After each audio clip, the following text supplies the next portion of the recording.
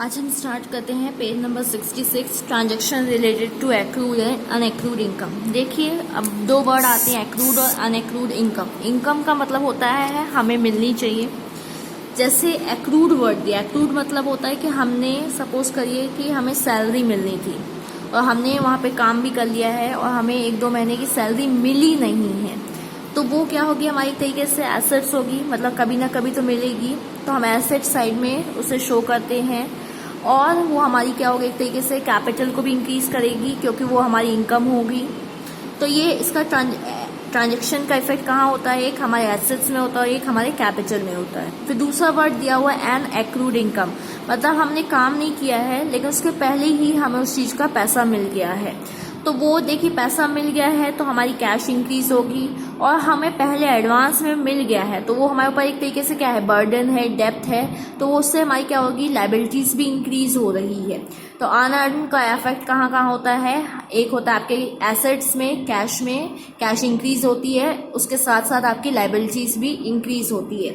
तो चलिए हम क्वेश्चन नंबर 12 देखते हैं। Prepare accounting equation on the basis of following transaction. चलिए हम स्टार्ट करते हैं क्वेश्चन 12 को। आप ऊपर हेडिंग लिख लीजिएगा, transaction showing effect on various transaction of accounting equation.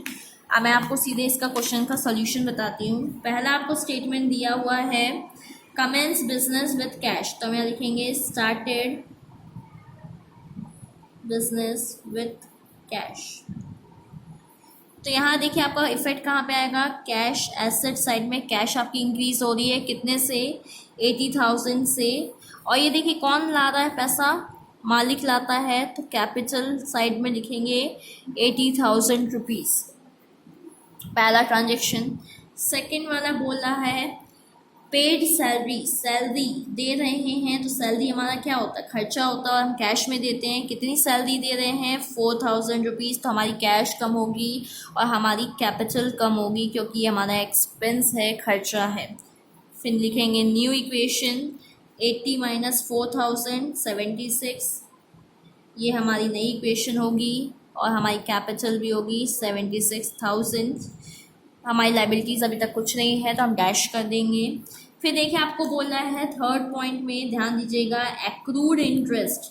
Accrued मतलब हमें इंटरेस्ट किसी चीज़ का मिलना था लेकिन मिला नहीं है, तो मिलेगा, तो ये हमारी क्या होगी, एसेट्स में हम एक और हेड बनाएंगे, इसमें लिखेंगे एक्रूड इनकम। कितना मिलना था इंटरेस्ट का, 6,000, तो एक्रूड इनकम है हम 6,000 दिखाएंगे। और इससे क्या होगी, हमारी कैपिटल इंक्रीज होगी, कभी ना कभी तो मिलेगा, हमारी इनकम है ये, तो हम 6,000 कैपिटल में ऐड कर देंगे। ये हमारी नई इक्वेशन। 76,000 हम कैश में दिखाएंगे, एक्रूड इनकम में 6,000 दिखाएंगे, लाइबिलिटीज़ हमारी डैश होगी और हमारी कैपिटल इंक्रीज हो जाएगी 82,000। फिर फोर्थ नंबर बोला है कमीशन रिसीव्ड इन एडवांस, हमें कमीशन एडवांस में मिल गया है, एडवांस में मिल गया है, तो इसे हम क्या कहेंगे, अनएक्रूड का केस है। ये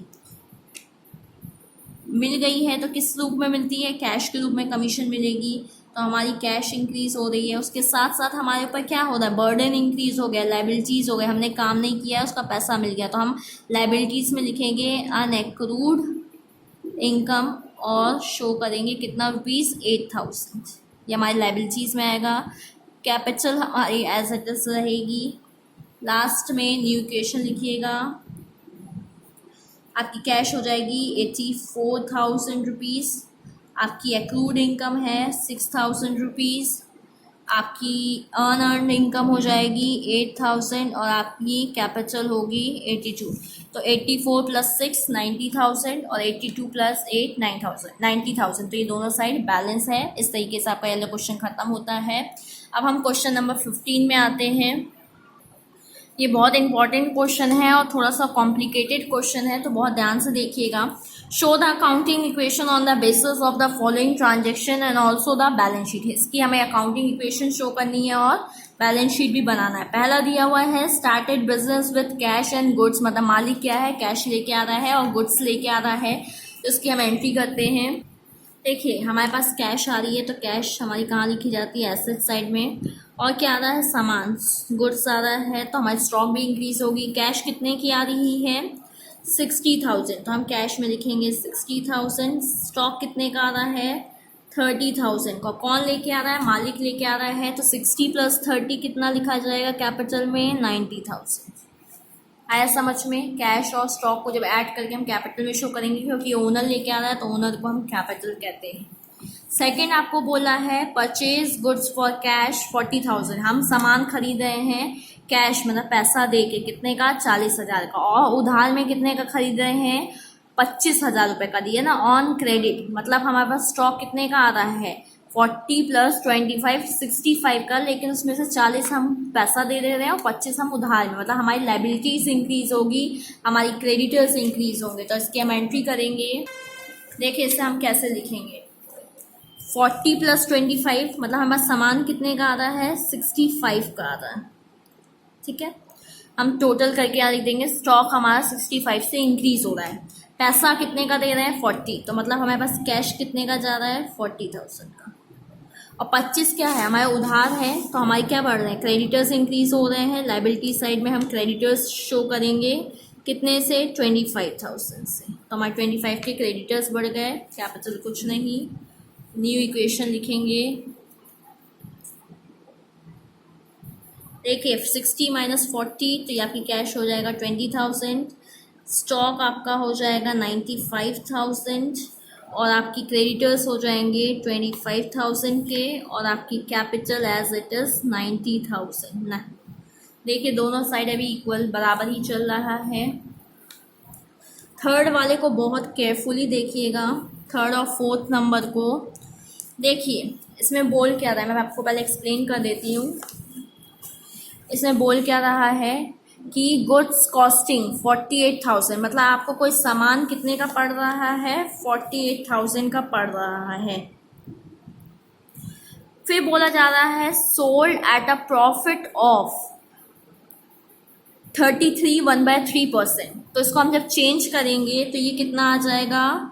100, मतलब 33 × 3 करेंगे तो ये 99 आएगा। 99 में 1 ऐड करेंगे तो ये हो जाएगा 100, और 3 दिया हुआ है और परसेंट का साइन दिया होता है तो मीन्स इंटू 100, तो मतलब 100/300 इसको हम लिख सकते हैं। अगर चेंज करके लिखेंगे तो ये इसको हम ऐसे लिख सकते हैं 100/300।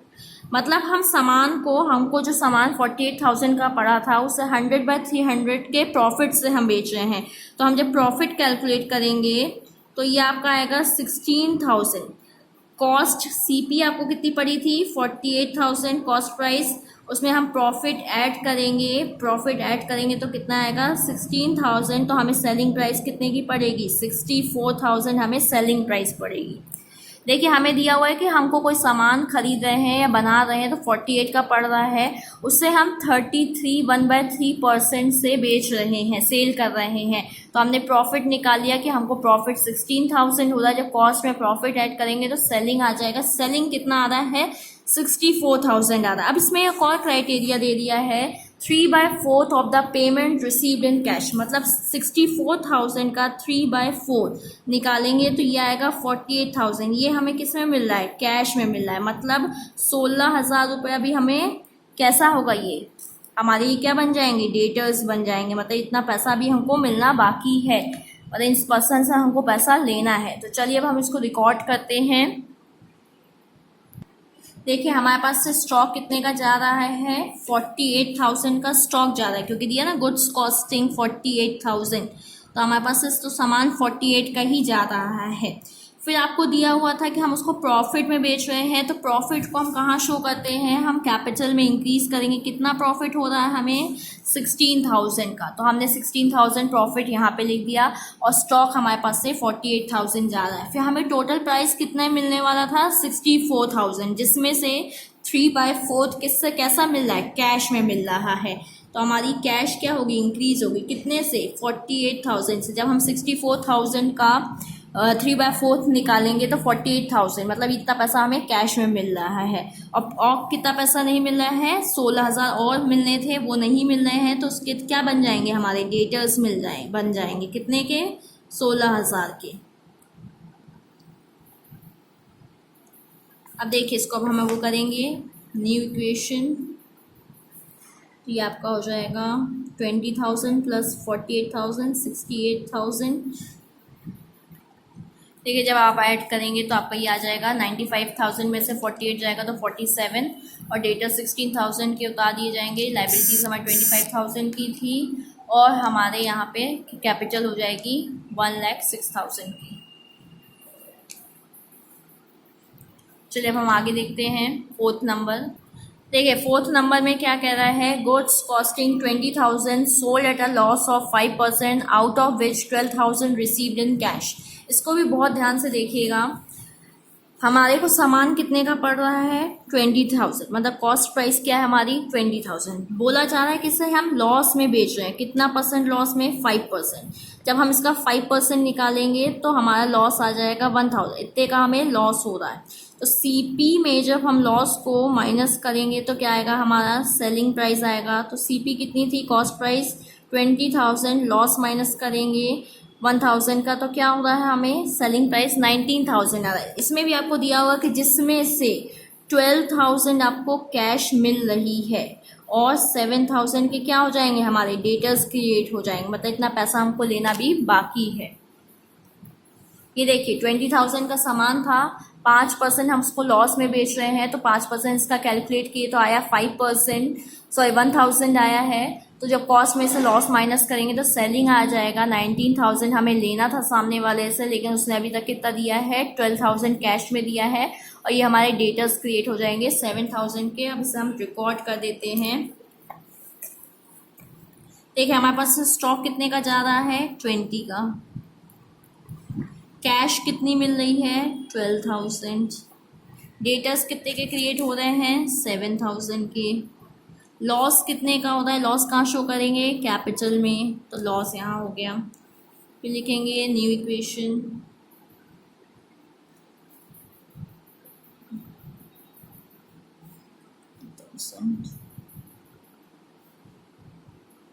$27,000, 23,000, 25,000, और ये आपका आएगा 1,05,000। फिर देखिए फिफ्थ नंबर क्या बोल रहा है, फिफ्थ नंबर बोल रहा है paid rent and salary. Rent और सैलरी हम पे कर रहे हैं 4,000 और 6,000। तो हम जब भी सैलरी और रेंट पे करते हैं तो किस में पे करेंगे, कैश में पे करेंगे। तो कैश हमारे पास से कितना जा रहा है 4 + 6,000, 10,000 जा रहा है। तो उसको हम ऐड करके इकट्ठे भी शो कर सकते हैं। अगर आप अलग से लिखना चाहोगे पेड रेंट तो वो भी कर सकते हो, पेड सैलरी तो वो भी कर सकते हो, इकट्ठे खर्चा ही है। और ये हमारे एक्सपेंस है तो हमारी क्या होगी, कैपिटल भी कम होगी। तो हम यहाँ शो कर देंगे 10,000 डिडक्ट, ये हमारी न्यू इक्वेशन आ जाएगी। 80 में से 10 गया तो ये हो जाएगा 70,000, ये आपका 27,000 रहेगा, 23,000 रहेगा, 25,000, और देखिए हमारे यहाँ से भी कम हो रहा है तो ये आपका हो जाएगा 95,000। अब नेक्स्ट वो देखिए क्या दिया हुआ है, रिसीव कैश फ्रॉम डेटर्स। अब हमारे पास क्या आ रहे हैं, कैश आ रहा है किससे, डेटर्स से, जिससे हमें पैसा लेना था वो पर्सन अब हमें पैसा दे रहा है। तो हमारे डेटर्स क्या हो जाएंगे 15,000 से कम हो जाएंगे, और कैश क्या होगी हमारी इंक्रीज हो जाएगी। तो हम लिखेंगे 6 नंबर में रिसीव कैश फ्रॉम डेटर्स। देखिए डेटर्स कितने के थे 23 के थे, तो हम उसको कम कर देते हैं 15,000। अब हमारा कम हो गया, अब उनसे कम पैसा लेना है। कैश इंक्रीज हो रहा है कितने से 15,000 से। न्यू इक्वेशन 85,000, 27,000, ये कम हो रहा है तो ये कितना हो जाएगा, ये आपका 8,000, 25 और 95,000। फिर देखिए 7th नंबर क्या बोल रहा है, 7 नंबर बोल रहा है कि paid telephone bill amounting to 800। Telephone bill देना क्या होता है, हमारे लिए खर्चा होता है। तो टेलीफोन लिखेंगे पेड टेलीफोन बिल, और हम कैसे पे करते हैं, कैश में पे करते हैं। तो 800 रुपये हमारा कैश कम होगा, खर्चा है हमारा, तो हमारी 800 रुपये कैपिटल भी कम होगी। ये आपका आ जाएगा